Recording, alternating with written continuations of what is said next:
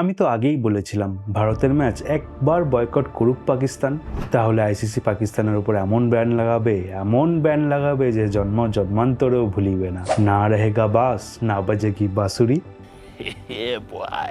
পাকিস্তান গভর্নমেন্টের তরফ থেকে এক্স হ্যান্ডেলে পোস্ট করে জানানো হয়েছে যে আসন্ন বিশ্বকাপে ভারত পাকিস্তান ম্যাচ তারা বয়কট করতে চলেছে।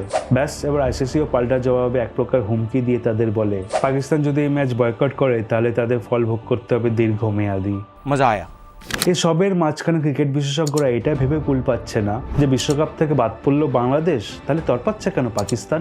বাংলাদেশ নিজে যেখানে আইসিসির সিদ্ধান্ত মেনে নিয়ে বলেছে তারা বিরোধ করবে না আইসিসির এই সিদ্ধান্ত, তাহলে প্রশ্ন উঠছে এর পেছনে কি শুধুই রয়েছে ইসলামিক ভাইচারা?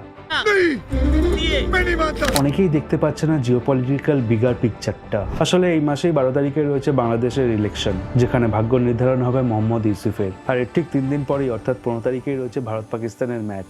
ফলে বয়কট নাটকটা যদি একবার 12 তারিখ পর্যন্ত টেনে নিয়ে যায় তাহলেই কেল্লা ফতে। এতে বাংলাদেশের অতি চালাক জনগণদের এটা সহজেই বোঝানো যাবে যে ভারতের বিরুদ্ধে লড়াই করতে গেলে পাকিস্তানই হচ্ছে তাদের শেষ ভরসা। ফলে সম্ভাবনা বেড়ে যাবে ভারত বিদ্বেষী কোনো রাজনৈতিক দলের বাংলাদেশে ক্ষমতায় আসার। আর যদি তাই হয় তাহলেই তো একমাত্র মূলরূপে ভারতকে বিপাকে ফেলা যাবে। এটাই তো তাদের একমাত্র লক্ষ্য, তাই না? कौन है ये लोग? कहाँ से आते हैं? এছাড়াও ভারতের বিরুদ্ধে ম্যাচ বয়কট করার কথা পিসিবি তো আইসিসিকে অফিসিয়ালভাবে কিছু জানায়নি। তাদের গভর্নমেন্ট একটা টুইট করেছে মাত্র। কাজে 12 তারিখে কার্যসিদ্ধি হয়ে গেলে তাদের ইউটার্ন মারা শুধু সময়ের অপেক্ষা। আপনার কি মনে হয় কমেন্টে জানাও। আপনার সঙ্গে মাকাল দেখছিলেন ইউটিউব অন ইউটিউব।